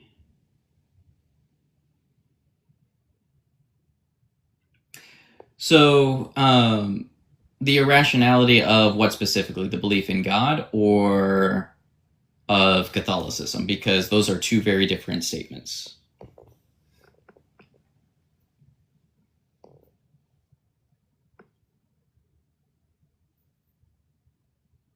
So I don't think that belief in God is irrational. Because depending on how one understands and defines God, even Ian's mathematical objects could be a kind of God. If by God you just mean the philosophical definition of ultimate grounding of all reality, for Ian, their mathematical objects are the ultimate grounding of all reality. Therefore, they believe in a kind of philosophical God. Now, they don't attribute the title of God, and I'm not going to sit here and claim that Ian's actually a theist in disguise or anything like that. No. But the point of the matter is that both Ian and I agree on the need of some independent grounding of all reality. And so then you weren't talking about both then, no doubt, because God is a very broad term that can refer to a large different thing. So that's why I was asking, do you mean just the God concept in and of itself, or the Catholic God? Now, as far as the Catholic omni-God, if you look at divine simplicity, then you get into the fact that the omni-trains aren't actually present in the omni-God, because they are analogies to it. I like to call it the benevolent cosmic horror, because just like how when the characters in Lovecraft stories would encounter these cosmic entities, their minds could not comprehend it. And so when they would try to describe it, they would do so analogously. And while it might paint some picture of this being, it wouldn't capture the true reality of that being. And if God is divinely simple, as soon as we say God has power, we are no longer talking about the divine simplicity where you have existence as its essence. Now you're saying existence plus power, which is not what the Catholic Church and what the Thomists believe. And so because of that, when we say that God is omnipotent, what we're saying is that when we experience the divine presence of pure existence, we experience something analogous to action, analogous to power, but to claim that it is the same as our own or that it is an actual attribute of God is to use it as an equivocation for something that isn't actually there. So at that point, it then gets into the fact that my understanding of God is not what most of the callers that come into Ian's show profess. And so when Ian or a lot of these other debate creators are arguing against, it's not actually the God that I believe in. So just like how if you don't believe in Santa Claus and someone disproves Santa Claus, but you understand that Saint Nicholas actually existed, them disproving Santa Claus doesn't disprove the historical existence of Saint Nicholas.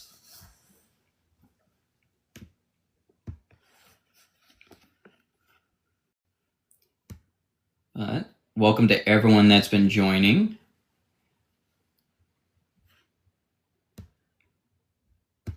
Let's see.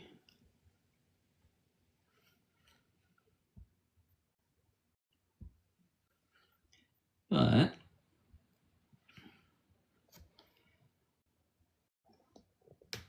hope everyone's having a good Tuesday.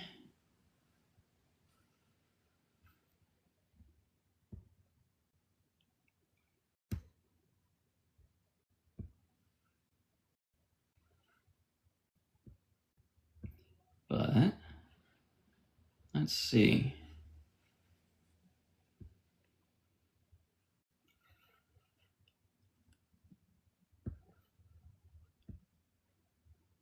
Starting to slow down a bit.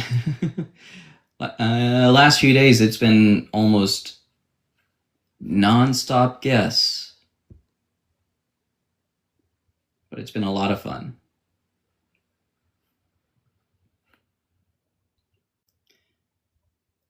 Do, do, do. Do, do, do.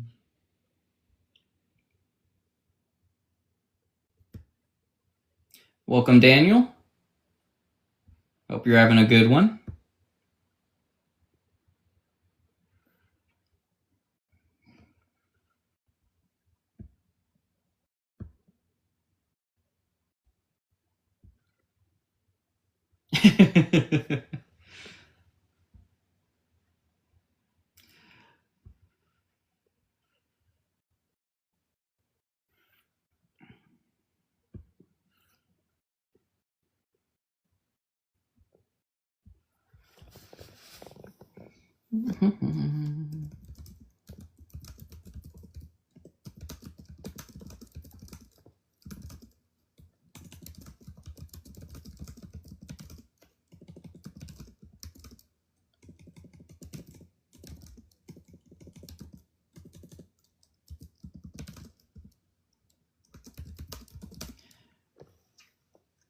I still can't believe that someone tried to claim that because trees walked that they have a mind.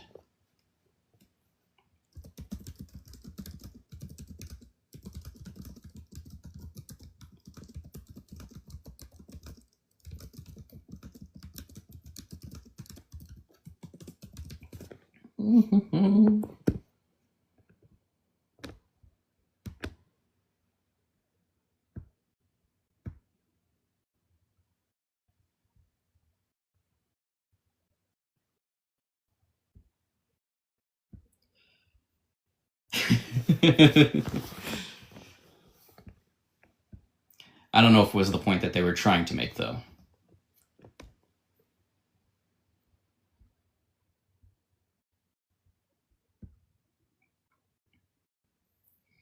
Mm-hmm.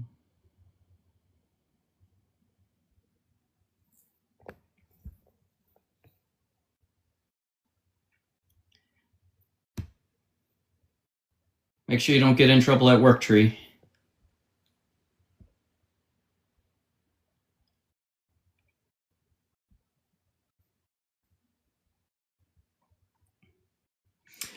No, so we do affirm that the Bible has authority, and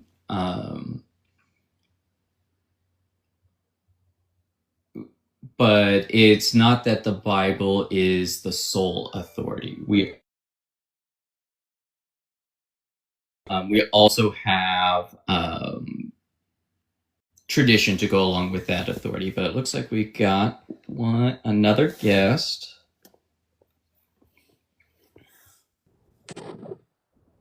Hello. Hey, how's it going, dude? It's going all right. What brings you up here today? I'm wondering if when you talk about rational belief in God, are you talking about Gnosticism? It can include Gnosticism, but what I'm referring to is just, I'm more so trying to challenge the claim that, hey, if any, there's people out there who hold the position that, like, if you hold belief in a God, period, it doesn't matter what that God is, then you're holding an irrational belief. And I disagree. I think even if the belief in God is wrong, one can still hold it for rational reasons. Do you have like a perhaps material acceptance? Like, when I was growing up, I grew up Christian. I'm not anymore, but when I grew up Christian, my parents were Christian, and they were very like rational Christians. They didn't disagree with science and history or any of this stuff, and their ration was, God could make it this way. Why are people who believe in God constantly going, why is this, you think we're flying this fast throughout the universe? Why couldn't God create that reality to begin with, right? So is that kind of where you're coming from? Because I've talked to some people and they told me I'm an atheist for thinking that I'm more of a God is the universe, God is sort of the order of the universe, and that kind of thing. But I've been told that I'm in, yeah. So what you would be is, I believe the term is, I always get poly and pantheism mixed up, but I want to say it's pantheism, the idea of the universe is identical to God. Now, I disagree with that talking point that a lot of atheists will use of being like, oh, you're actually an atheist then if you hold to pantheism, but that's neither here nor there. So if I was understanding your question was, what, basically, you have people who believe that the Earth is 6,000 years old, and yet science seems to, science shows us, not seems to suggest, science shows us that that's not the case, that the Earth is actually much older than 6,000 years old, that we have a common ancestor.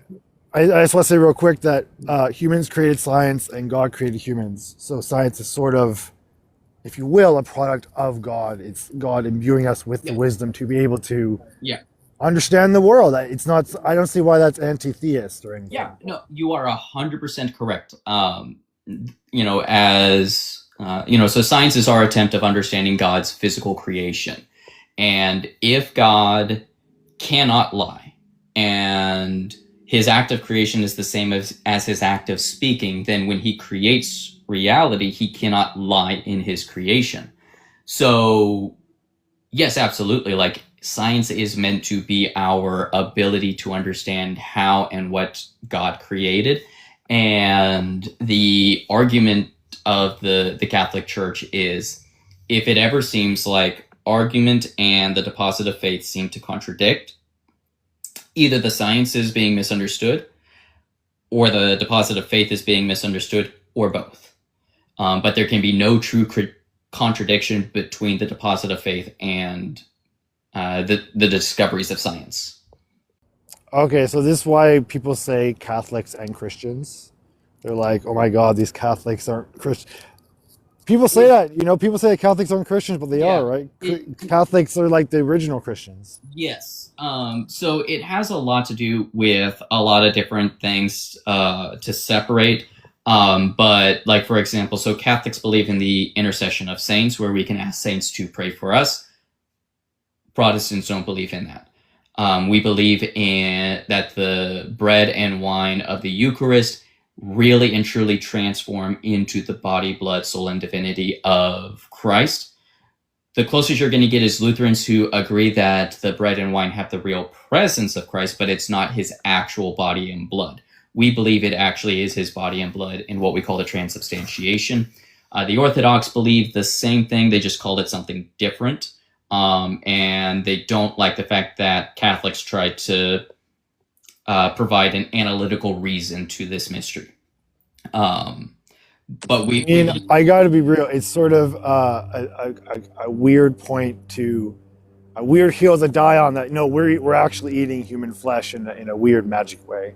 Yeah, it's an interesting belief to hold on to from an outsider perspective, I would say. And I do understand that, but I was just describing like the major differences between, like I would say those two are the main reasons why a lot of Protestants don't like to call us Christian, is because of those two aspects.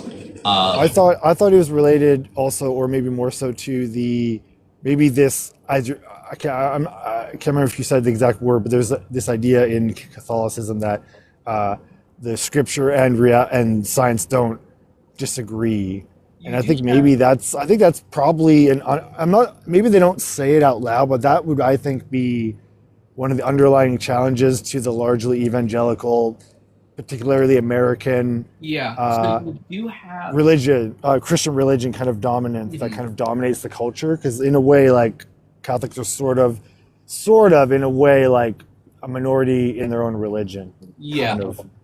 So I don't think that's the major driving factor, because you will find some Protestants who do hold a non-literal understanding of like the creation accounts.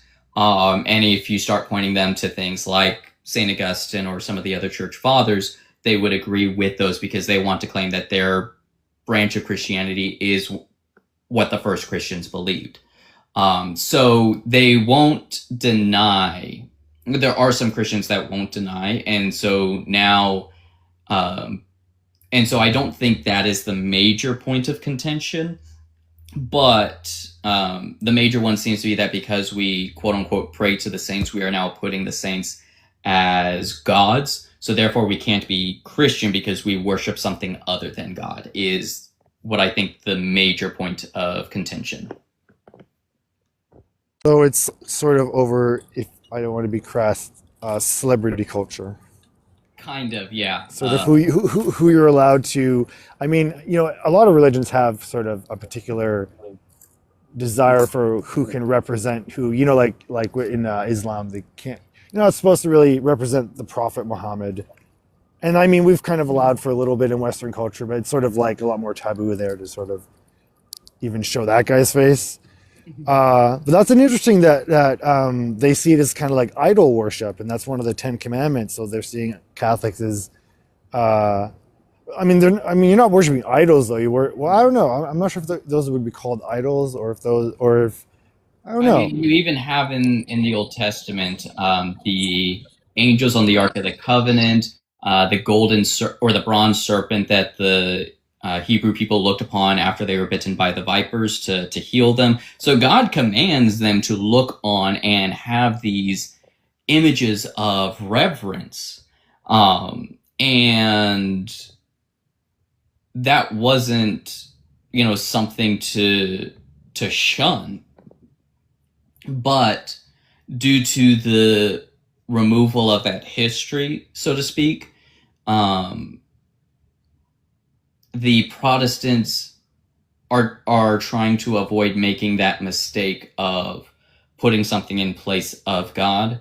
And when they see us making these statues, they see us engaging in the pagan worship, because to have a statue in their understanding was to turn it into a god, especially if reverence was shown to that statue. They tend to, Oh, it's a paganism thing. That's a really interesting angle because, like, I guess Catholicism would be.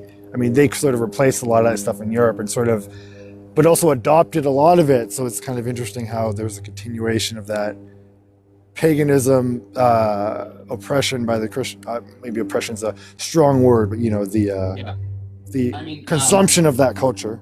yeah, my favorite example is so there's like, and it's so funny because coffee, which everyone is now addicted to and everyone is now dependent on.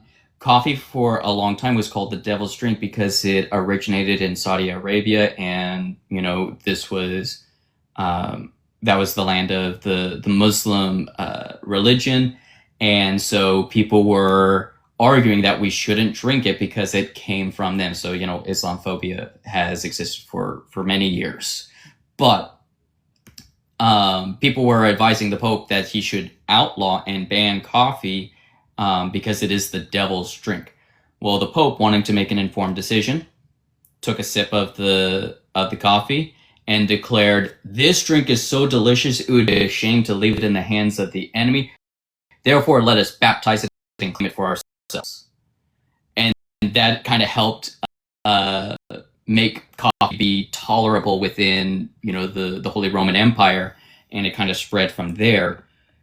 And that's basically what Catholicism did with a lot of these pagan practices and pagan cultures. Like, take like the upside down cross. That has now been taken and used by people to represent anti-Catholicism or anti-Christianity and represent satanic practices. But in actuality, the upside down cross has always been a symbol of St. Peter because he was crucified upside down. So images and symbols are based on the person using that image and symbol, even if there are connections. So the fact that we use statues to help us in our remembrance of these people who have gone before us doesn't mean it's the same thing as making a statue of a god in order to aid in worship.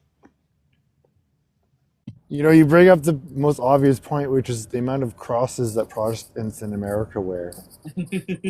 They worship those crosses. What are you talking about? They don't have idol. Just because it's not like a living thing. It's not like an idol because it's just a cross. I don't know. But what's also funny is they don't have Jesus on the cross. Well, Catholics do. Like, there's a lot of these different little things that Protestants will point to try to claim why Catholics aren't Christian.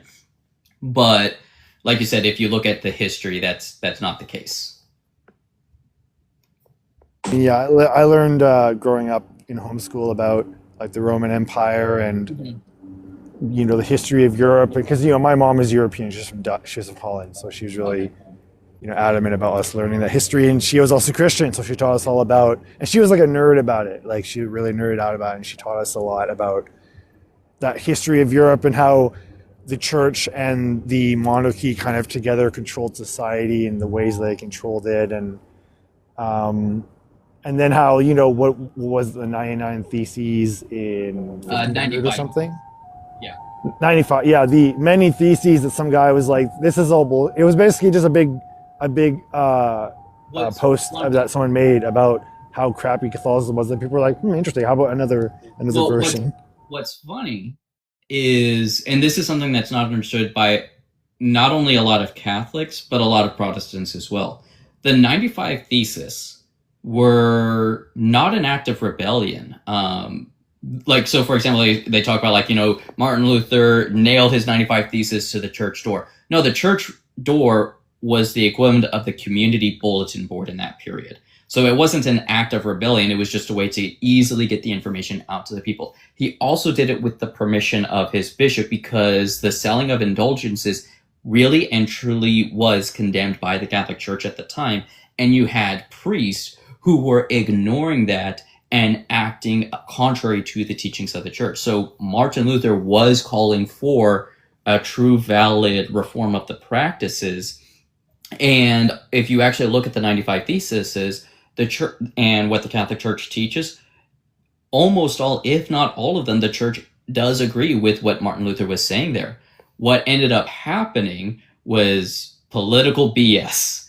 Oh, well, okay. I think I remember now the actual. I think was it the Anglican Church or was it the Protestant Church that started because like one king wanted to get divorced? That was the Anglican Church. But what it ended up happening was for the political with the Protestant Reformation was you had the Holy Roman Empire and you had this one king who was sovereign over all the other kings of other kingdoms. So like you had the Holy Roman Emperor who was sovereign over modern day Germany, and you had a king over that country, but he was subject to the Holy Roman Emperor. And this was the case for all of these other European and Germanic kings. And they didn't want to be sovereign to or subject to the Holy Roman Emperor. They wanted to be sovereign unto themselves. But how do you tell your subjects that are Catholic, practicing Catholic, and love Catholicism, and that, hey, we need to break away from the Holy Roman Empire because that is now tantamount to saying, hey, we need to break away from your religion. Then comes along Martin Luther, who's starting this tension, not like, and when you actually look at it, it really wasn't a true tension, but still enough, a tension with the Catholic Church. And so you had these kings who wanted to be their own sovereign nation jump on this opportunity and take this little tension and have it explode in order to justify their ability to break away from Rome and be their own sovereign nation without alienating their subjects.